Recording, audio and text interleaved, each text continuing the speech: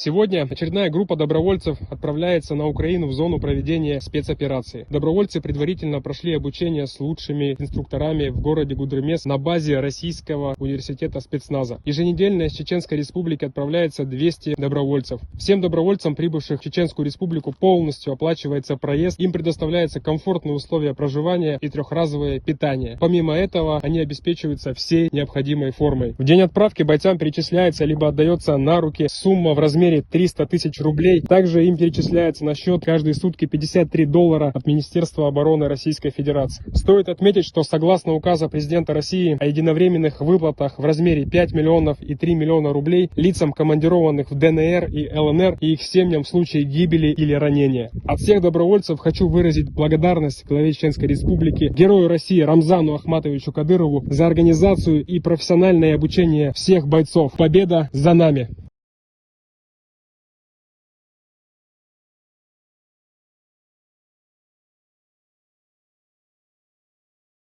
Ахмат! Аллаху Акбар! Мы со своими товарищами, сослуживцами уже были на территории Украины, защищали свою родину. Сейчас мы отдохнули и хотим выехать повторно через Чеченскую Республику, защищать свою родину. У группы второй нацики, второй раунд, готовьтесь.